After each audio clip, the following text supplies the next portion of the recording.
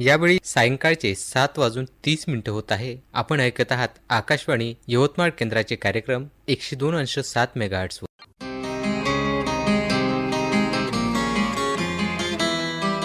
प्रसारित करीत आहो शेतकरी बंधू आणि भगिनींचा कार्यक्रम ग्रामायण.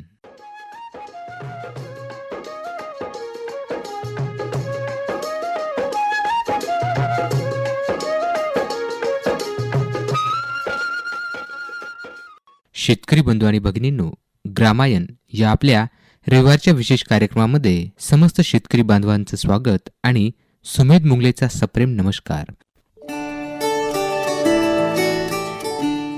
शेतकरी बंधू आणि भगिनींनो, यानंतर कार्यक्रमात ऐकूया फोन इन कार्यक्रम हॅलो कास्तकार. या कार्यक्रमाचा भाग दुसरा. हा विषय आहे शेती. सहभागी तज्ज्ञ आहेत डॉक्टर जयश्री उघाडे, कृषी जैवतंत्रज्ञान महाविद्यालय यवतमाळ, तसेच प्राध्यापक अंजली गहरवार, कृषी जैवतंत्रज्ञान महाविद्यालय यवतमाळ. निवेदन आणि निर्मिती सहाय्य आहे सुमेध मुंगले यांचं. फोन इन कार्यक्रम हॅलो कास्तकार. हा हॅलो कास्तकार. कोण बोलता आपण? मी देवीदास काकडे बोलतोय वडझडी. देवीदासजी वरझडीवरून. हा चना पेरला 1 महिना झाला. बरं, ते करपल्या झाला कुठं कुठं काही होई आहे. तुमच्या या प्रश्नांना आमचे तज्ज्ञ डॉक्टर जयश्री उघाडे मॅडम उत्तर देत आहे. ऐका तर त्यांच्याकडून. हो हां, नमस्कार भाऊ. नमस्कार. हां, चना पेरून 1 महिना झाला आहे. हो, बरं बरं. काय अळी दिसतंय त्याच्यावरती? बारीक होई आहे.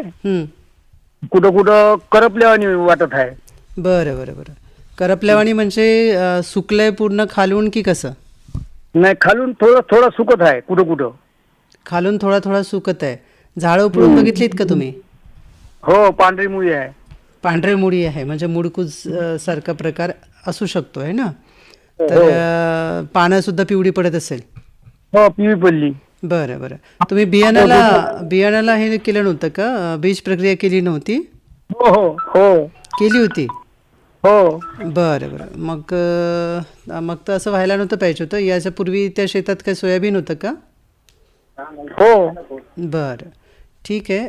तर आता जिथे समजा ही अशी रोगट झाडं वगैरे दिसत असेल ना, तर सर्वप्रथम त्या ठिकाणची ती झाडं जी आहे ती काढून टाका. ठीक आहे, जिथे जिथे दिसत आहे तिथली. आणि एक ट्रायकोडर्मा तुम्हाला शेतात शेणखतात मिसळून जर तुम्ही टाकला, जिथे जिथे तुम्हाला असं काही दिसतंय त्या ठिकाणी, किंवा रांगोळीसारखं प्रत्येक ओळीला जर तुम्ही टाकला तरी तुम्हाला या मुडकूजमध्ये फायदा होऊ शकतो है ना. तर सर्वप्रथम रोगट झाडं जिथे आहेत ती काढून टाका आणि ट्रायकोडर्मा 5 किलो ट्रायकोडर्मा 50 किलो शेणखतात मिसळून तुम्ही ते झाड जिथे जिथे तुम्हाला हे असं दिसतंय त्या ठिकाणी टाकू शकता, किंवा जिथे तुमचे झाडं चांगले आहे तिथे पण तुम्ही रांगोळीसारखं टाकू शकता. या व्यतिरिक्त तुम्ही जे म्हटलेलं आहे की अळी दिसते तुम्हाला, तर अळी किती दिसते? एक एक दिसत आहे झाडावर. प्रत्येक झाडावर एक एक दिसत आहे. आता 1 महिन्याचंच पीक आहे तुमचं है ना. प्रत्येक झाडावर नाही, प्रत्येक झाडावरती नाही आहे, काही काही झाडावरती दिसतंय है ना. औषध दिसतं कुठं कुठं. बरं बरं. तर ठीक आहे. आता तुम्ही जे मगाशी मुडकूजचं सांगितलं याच्यामध्ये ट्रायकोडर्माचं ड्रेंचिंगसुद्धा तुम्ही एक करू शकता है ना. तर ट्रायकोडर्मा 40 ग्राम 10 लिटर पाण्यामध्ये घेऊन तुम्ही त्याचं ड्रेंचिंगसुद्धा करू शकता.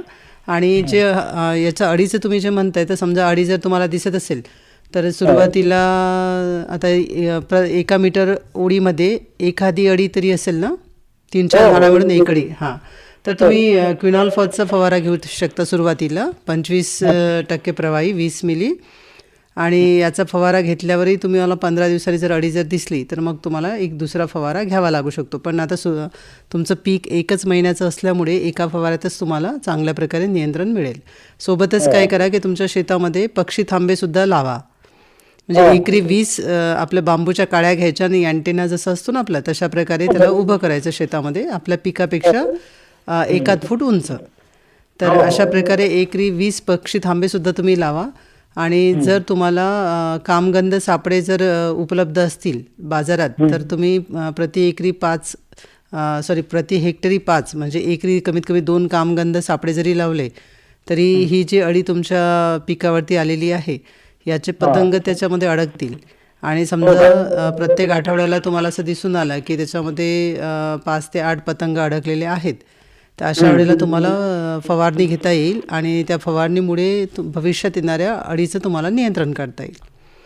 तर सर्वप्रथम तुम्ही एक ट्रायकोडर्माचं शेणखतामध्ये मिसळून टाका किंवा मग त्याचं ड्रेंचिंग करा आणि तुमच्या शेतामध्ये पक्षी थांबे उभे करा हो. आणि एक फवारा घेऊन घ्या.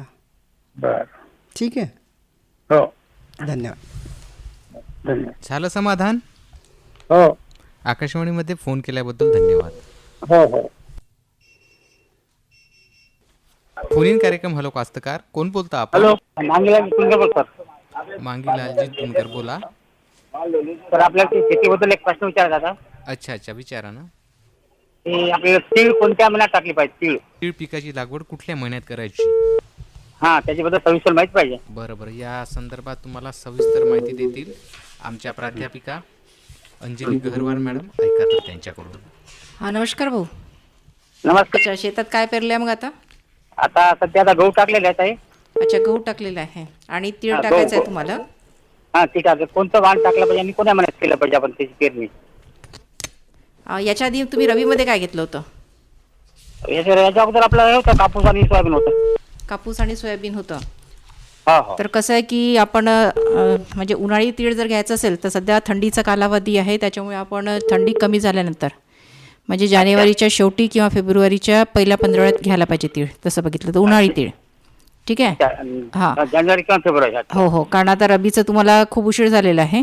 तुम्ही सप्टेंबर ऑक्टोबरमध्ये तिळाची पेरणी करायला पाहिजे होती. आता तुम्ही आता उन्हाळी तीळ शेतामध्ये, घेऊ शकता. आपल्या शेतामध्ये म्हणजे भरपूर पाणी आहे आणि विहिरीला भरपूर पाणी लागल्यामुळे विहीर आता सध्या फुल आहे. हा, ते बरोबर आहे, पण थंडीच्या कालावधीत आता ते होणार नाही आणि उगवण शक्ती मार खाईल त्याची. आता म्हणजे वेळच नाही आहे सध्या तिळीची. आपल्याला समजा जानेवारी किंवा फेब्रुवारीमध्ये आरामशीर. जानेवारीचा थंडी संपल्यानंतर शक्यतो फेब्रुवारीमध्ये घ्या.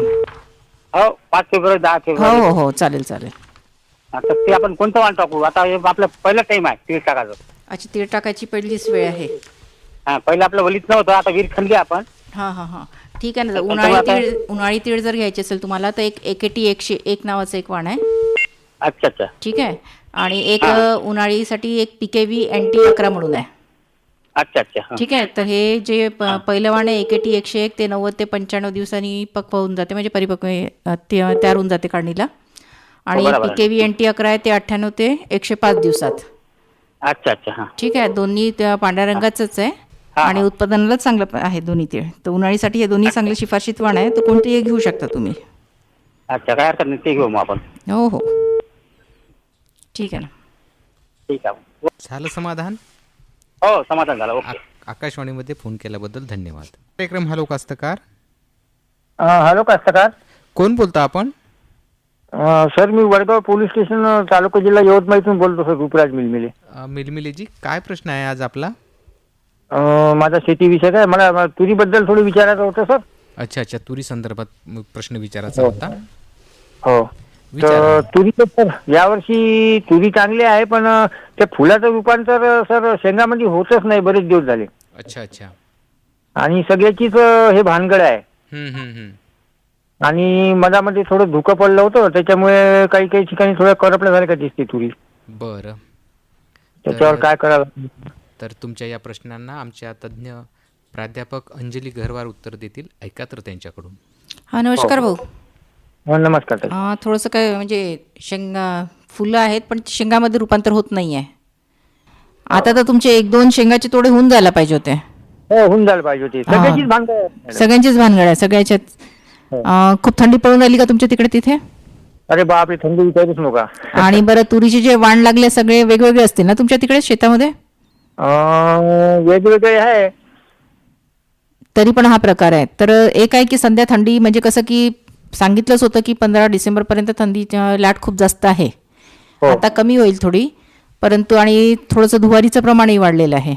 हो. ठीक आहे. तर कसं आहे की एक 13-0-45 जे आपण म्हणतो पोटॅशियम नायट्रेट, हो. ते 100 ते 150 ग्राम 10 लिटर पाण्यामध्ये मिसळून त्याची एक फवारणी घ्या. बरं. हो. आणि सुरुवातीला तुम्ही जमिनीला डवरा वगैरे मारला असेल ना फुलोऱ्याच्या आधी? फुलं हो, डवरण केलं त्याला दांडे फाडून आहे ना. सगळं आहे, पण तरी पण हा आहे. हो तर सध्या एक फवारणी करा आणि 15 दिवसांनी जेव्हा थोडंसं याच्यात शेंगा धरतील त्याच्यानंतर एक 0-32-34ची फवारणी करा.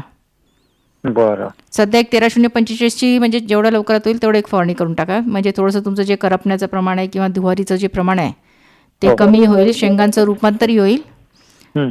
आणि सोबत 0-32-34ची एक दुसरी फवारणी करा. तर कुठे कुठे का नाही अशी म्हणजे कमी आहे, अळी आहे, अच्छा, तर आपल्याजवळ का नाही मॅडम ते अदाचा रेक्टिन आहे ना लिंबोळी सारखं, बरं. तर त्याच्यामध्ये 13-0-45 चालेल का आपलं मिसळून नाही, टाकलं? कीटकनाशकात मिसळून नका फवारू. म्हणजे हे पेशलच फवारं लागेल का हा, आपल्याला? याची फवारणी वेगळी करा. बरं हो, याची वेगळी करा आणि कीटकनाशकाची वेगळी करा. बरं बरं. हो, आणि थोडंसं धूर करा ना संध्याकाळचं.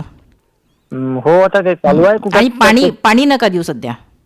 बरं बरं बरं हो, बरं. पाणी देणं थोडं थांबवा, म्हणजे शेंगामध्ये रूपांतर झाल्यानंतर मग नंतर जेव्हा दाणे भरण्याचा कालावधी असतो ना त्यावेळेला द्यायचा. म्हणजे हा वातावरणाचा फरक म्हणाव का? वातावरणाचा फरक आहे, जास्त पाणी नका देऊ आणि द्यायचंही असेल जर आवश्यकता असेल तर संध्याकाळचं ओलीत करा. बरं. हो, दिवसा ओलीत नका करू. हो ठीक आहे. हो. आणि हे करपण्याचं प्रमाण होईल ना कमी? हो, तुम्ही याची फवारणी करा ना, 13-0-45ची फवारणी करा. संध्याकाळी शक्यतोवर पेटवा थोडंसं धूर वगैरे.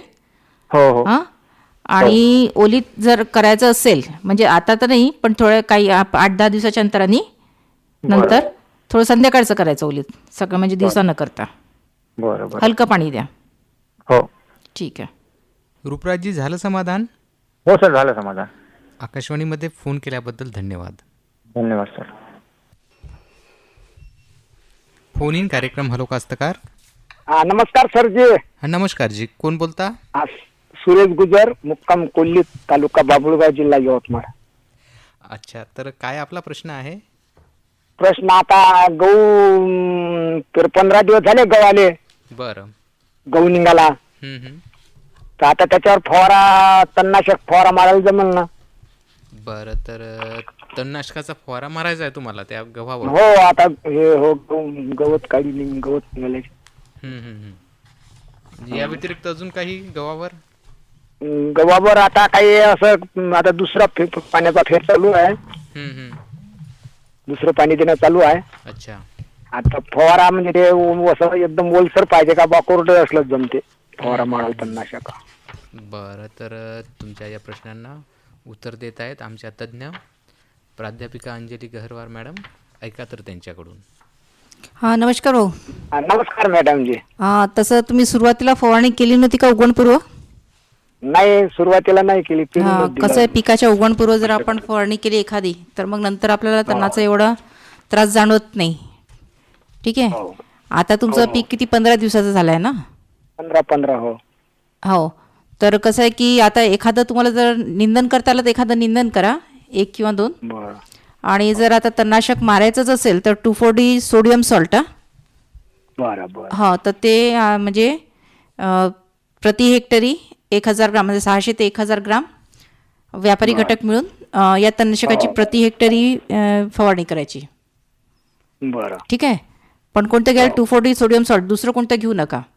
नाही नाही. हां, दुसरं एखादं घेता तुम्हाला अल्ग्रिप नावाचा मेटासल्फ्युरॉन मेथाईल. बरं. हां, या दोनपैकी कोणतीही एक करू शकता आणि आता 1 महिन्यात म्हणजे 25 ते 30 दिवसाच्या आधी करून टाका एक. बरं बरं. याच्यात काय मॅडम जी एकाने बकरीचा चारा पेरला होता, अच्छा. तर तोच निघाला जास्त. सुईबाबू सारखं ते राहत नाही का? हा, मग वाई करताना ते कसं आहे की तुम्ही सुरुवातीला जर तणनाशक घेतलं असता पेंडिमेथॅलिन सारखं तर त्याचा थोडासा बंदोबस्त झाला असता. बरोबर आहे. हा, आता 15 दिवस झाले आणि 15 दिवस राहिलेत आता एक, त्याच्यानंतर मग तुम्ही तणनाशक घेऊ शकत नाही याच्यात. नाही. हो, तर एक 8-10 दिवसाच्या याच्यातच किंवा लागोपाठच जर घेतलं तर चांगलं राहील ते. पण आता हे तणनाशक घेतल्यानंतर किंवा त्याच्या आधी एक हे करता येईल तर वाई करता येईल तर बघा ना. वाई नाही करता वाई नाही करता येणार ना, एक हलकं काहीच नाही नाही, ना. हा, ठीक आहे ना, मग एक तणनाशक घेऊन घ्या आणि मग निंदन, दुसरा पर्याय नाही मग त्याला. बरं. 1-2 निंदन करावे लागतील आणि त्याच्या आधी मग हे करून टाका एक. आपला ते बकरीचा चारा जो होता तो निघाला, तो मरण त्यानं. बकरीचा चारा तर कोणत्या ते नाही सांगताय, पण 2,4-D जे रुंद पानाचे असतात ना ते चालले जातात. बरं बरं. हो हो, पण त्याची मात्रा व्यवस्थित वापरा. सोडियम सॉल्टच घ्या 2,4-D. ठीक आहे. हो, सोडियम सॉल्ट. हो हो. हो, ठीक आहे ना. आणि निंदन करा पण नक्की, कारण त्याच्यानंतर तणनाशकांनी जाणार नाही ते. नाही नाही नाही. हो ठीक आहे ना. बरं, ठीक आहे ठीक आहे. जी झालं समाधान. हो हो, समाधान झालं सरजी. बरं, तर आमच्या आकाशवाणीला फोन केल्याबद्दल धन्यवाद. धन्यवाद धन्यवाद सरजी. शेतकरी बंधूंनो, सध्या रब्बी हंगामामध्ये तूर पिकाची लागवड प्रामुख्याने शेतकरी बांधवांनी केलेली आढळते. तर या तूर पिकामध्ये अळींचा प्रादुर्भाव प्रामुख्याने आढळतो. तर याच अळ्यांचा प्रादुर्भाव नियंत्रण आणि व्यवस्थापन कशा पद्धतीने करायचं या संदर्भात आपल्याला माहिती देण्यासाठी आपल्या स्टुडिओमध्ये आलेले आहेत डॉक्टर जयश्री उघाडे मॅडम. चला तर जाणून घेऊया त्यांच्याकडून ही माहिती. नमस्कार शेतकरी बंधू आणि भगिनींनो. सध्याच्या स्थितीत जर आपण बघितलं तर तूर हे जे पीक आहे हे फुलोरा अवस्थेत आहे. तर काही ठिकाणी याला शेंगासुद्धा लागत असल्याचं दिसून येत आहे. मात्र काय झालं आहे की मागील काही आठवड्यात या 15 दिवसामध्ये रात्रीचं थंड हवामान जे आहे ते वाढलेलं आहे आणि त्यामुळे तूर पिकावरील शेंगा पोखरणाऱ्या अळीचं हे जे वातावरण आहे हे या अळीसाठी पोषक असं आहे. आणि अशा वातावरणामुळे तूर पिकाला ज्या शेंगा पोखरणाऱ्या अळीचं नुकसान जे होतं ते थोडंसं जास्त होण्याची शक्यता असते. आणि म्हणूनच शेतकरी बंधूंनी आपल्या पिकाची पाहणी करणे अत्यंत आवश्यक आहे. आणि पिकाची पाहणी करताना आपल्या पिकावर कुठल्या कुठल्या प्रकारच्या अळ्या दिसत आहेत हे सुद्धा पाहणे गरजेचं आहे. जसं की तूर पिकावरती प्रामुख्याने दिसणारी अळी म्हणजे शेंग पोखरणारी अळी, जिला आपण हेलिकोवर्पा म्हणतो. तर ही जी अळी आहे हिची जे मादी पतंग असते ही कळ्या, फुले आणि शेंगा यावर अंडी घालते. आणि यातून ज्या अळ्या निघतात त्या अळ्या तुरीच्या कळ्या, फुले आणि शेंगा यांचं नुकसान करतात. तर ह्या ज्या अळ्या असतात ह्या बऱ्याचदा पूर्ण वाढ झालेल्या अळ्या ज्या असतात त्या वेगवेगळ्या कलरमध्ये किंवा रंगामध्ये आपल्याला पाहायला मिळतात. ज्यामध्ये कधीकधी ह्या पोपटी कलरच्या असतात, कधी फिक्कट गुलाबी, कधी काळ्या करड्या कलरच्या असतात. तर अशा प्रकारे यांच्या विविध छटांमध्ये आपल्याला ह्या अळ्या पाहायला मिळतात. प्रामुख्याने जर आपल्याला ही अळी ओळखायची असेल तर हिच्या पाठीवर जे असते त्या तुटक करड्या रेषा आपल्याला पाहायला मिळतात. आणि ह्या ज्या अळ्या असतात ह्या आपले शरीर शेंगेवरती बाहेरच्या साईडला ठेवून फक्त आपला तोंडाचा भाग हा शेंगेमध्ये आतमध्ये टाकून दाणे खातात. दुसरा एक जी अळी येते ती म्हणजे पिसारी पतंगाची अळी. तर ही जी पिसारी पतंगाची अळी असते ही आपल्याला शेंगेच्या वरती पाहायला मिळते. आणि या हिरवट कलरची एक अळी असते जिच्या अंगावरती सूक्ष्म काटे असतात किंवा केसं असतात. ही अळीसुद्धा जो शेंगेचा वरचा भाग असतो त्याला पोखरून आतमधील दाणे खाते. त्यानंतर तिसरी महत्त्वाची कीड जी येते तुरीवरती ती म्हणजे शेंगे माशी. तर या शेंगे माशीची जे प्रौढ असतो तो अगदी आपल्या घरातल्या माशीसारखा असतो. परंतु ही शेंगे माशी आपल्या तुरीच्या जे वरचं टर्फल असतं त्याच्या आतल्या साईडला अंडी घालते. आणि त्यातून अगदी पांढऱ्या कलरच्या गुडगुडीत अशा पाय नसलेल्या अळ्या ज्या असतात त्या शेंगेच्या आतमध्येच राहून दाण्यांना पोखरतात. आणि याचे कोषसुद्धा आपल्याला शेंगेच्या आतमध्ये दिसतात. बऱ्याचदा आपण शेंगा उघडून बघितल्यानंतर त्याच्यामध्ये अगदी असे जसं टनेलिंग म्हणजे जसं आपण एखादं भुयार खोदतो तशा प्रकारे त्याच्यावरती आपल्याला वाकड्या तिकडे कोरलेलं दिसतं. त्याच्यामध्ये आपल्याला पांढऱ्या कलरच्या गुळगुळीत अळ्या दिसतात किंवा लाल कलरचे कोष दिसतात. तर ह्या जे कोष किंवा अळ्या आहेत ह्या शेंगे माशीच्या असतात. तर अशा ह्या महत्त्वाच्या 3 प्रमुख किडी आपल्याला तुरीवरती पाहायला मिळतात. आणि यांचं जर आपल्याला व्यवस्थापन करायचं असलं तर या तिन्हीचं जे म्हणजे शेंगेला नुकसान करण्याचं किंवा तूर पिकाला नुकसान करण्याचा जो प्रकार आहे तो जवळपास सारखाच असल्यामुळे यांचं व्यवस्थापनसुद्धा आपण एकत्रितपणे करू शकतो. तर यांचं व्यवस्थापन करण्यासाठी सगळ्यात महत्त्वाचं आहे की तुमच्या शेतामध्ये तुम्ही प्रति हेक्टर 20 पक्षी थांबे उभारणे गरजेचं आहे. त्यामुळे काय होईल की जे पक्षी तुमच्या शेतामध्ये येतील ती या शेंगेवरची किंवा तूर पिकावरती त्यांना ज्या काय अळ्या दिसतील पिसारी पतंगाच्या असोत किंवा शेंगा पोखरणाऱ्या अळीच्या असोत त्या खाऊन ते नष्ट करतील. त्यामुळे आपल्याला पक्षी थांबे तयार करायचे आहेत. हे तुम्ही बांबूच्या साहाय्याने अँटिनासारखं तुमच्या पिकापासून 1 फूट उंच एवढ्या उंचीचे तुम्हाला तुमच्या शेतामध्ये लावायचे, हेक्टरी 20. यासोबतच आपण कामकंद सापळ्यांचा सुद्धा वापर करू शकतो. आणि त्याकरता हेक्टरी 20 कामकंद सापळेसुद्धा आपण लावू शकतो ज्यामध्ये हेलिकोवर्पा ही जी शेंग पोखरणारी अळी आहे हिचे पतंग आपल्याला आपण त्याच्यामध्ये जमा करू शकतो किंवा त्याच्यामध्ये ते येऊन कामगंध सापळ्यांमध्ये अडकतात. तर अशा प्रकारे जर आपल्याला अळीचे पतंग 5 ते 8 पतंग प्रति आठवडा जर आपल्याला दिसले तर आपल्याला हे लक्षात येईल की येणाऱ्या काळात आपल्या शेतामध्ये शेंग पोखरणाऱ्या अळीचा प्रादुर्भाव होणार आहे आणि त्याच्या नियंत्रणाचे उपाय आपण हे तातडीने तेव्हाच करू शकू. त्यासोबतच समजा या कामगंध सापळ्यामध्ये आपल्याला 5 ते 6 पतंग दिसले, समजा सलग 2-3 दिवस आपल्याला दिसत आहेत की 5 ते 6 पतंग जमा होत आहेत. किंवा मग समजा तुम्हाला तुरीचं झाड तुम्ही बघितलं आणि त्याच्यावर तुमच्या लक्षात आलं की 1 अळी तुम्हाला प्रति झाड दिसते. तर अशा वेळेला किंवा मग शेंगा जर तुम्ही बघितल्या तर 5 ते 10% तुम्ही तोडलेल्या शेंगांपैकी जर शेंगा तुम्हाला नुकसान झालेल्या दिसत असतील तर अशा वेळेला आपण समजायचं की आपल्या शेतामध्ये शेंग पोखरणाऱ्या अळीची नुकसानीची पातळी गाठलेली आहे. सोबतच समजा तुम्हाला असं दिसलं की पिसारी पतंगाच्या 5 ते 5 अळ्या तुम्हाला 10 झाडांवरती दिसतात. समजा तुम्ही 10 झाडं बघितले, त्याच्यामधल्या 5 झाडांवरती तुम्हाला पिसारी पतंगाच्या अळ्या दिसल्या तर समजायचं की पिसारी पतंगाने आर्थिक नुकसानीची पातळी गाठलेली आहे. सोबतच समजा तुम्ही 10 शेंगा उघडून बघितल्या आणि तुम्हाला असं दिसलं की त्यातल्या 1 किंवा 2 शेंगा त्याच्यामध्ये तुम्हाला शेंगे माशीच्या अळ्या दिसत आहेत किंवा कोश दिसत आहेत, तर असं समजायचं की त्याचासुद्धा 5 ते 10% प्रादुर्भाव तुमच्या शेतामध्ये झालेला आहे. आणि अशा प्रकारे जर तुम्हाला दिसत असेल तर तातडीने तुम्हाला कीड नियंत्रणासाठी उपाय करणे गरजेचं आहे.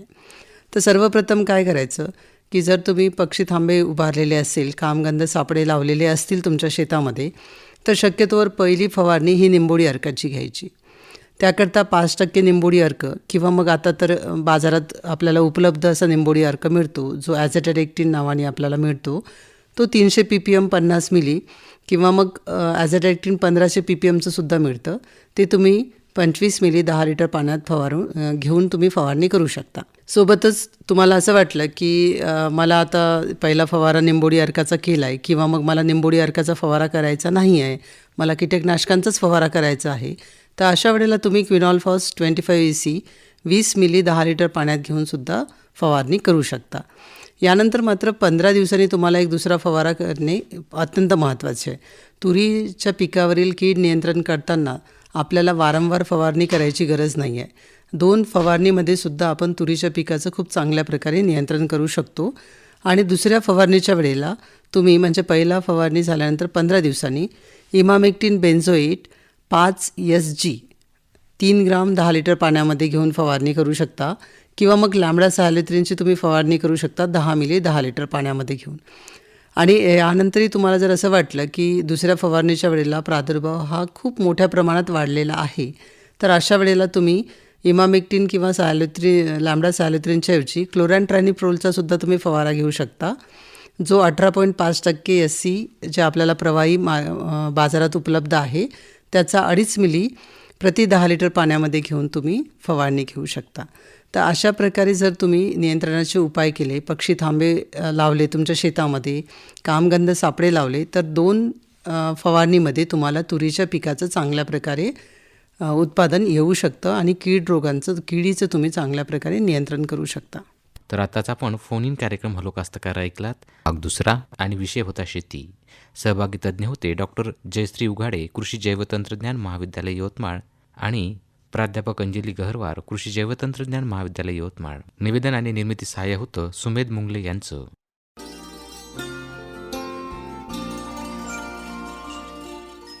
शेतकरी बंधू आणि भगिनींनो, कार्यक्रमात यानंतर ऐकूया भारतीय हवामानशास्त्र विभाग पुणे यांच्याकडून प्राप्त दैनंदिन हवामान वृत्त. गेल्या 24 तासातील पर्जन्यमान. गोव्यासह संपूर्ण राज्यात हवामान कोरडे होते. उत्तर मध्य महाराष्ट्र आणि मराठवाड्यात तुरळक ठिकाणी किमान तापमानात सरासरीच्या तुलनेत किंचित घट झाली आहे. उर्वरित राज्यात तापमान सरासरीच्या जवळपास होते. पुढील हवामानाचा अंदाज याप्रमाणे. कोकण, मध्य महाराष्ट्र, मराठवाडा आणि विदर्भात हवामान कोरडे राहण्याची शक्यता, तर मध्य महाराष्ट्र आणि मराठवाड्यात तुरळक ठिकाणी थंडीची लाट येण्याची शक्यता हवामान विभागाने वर्तवली आहे. तर आताच आपण भारतीय हवामानशास्त्र विभाग पुणे यांच्याकडून प्राप्त दैनंदिन हवामान वृत्त ऐकलं.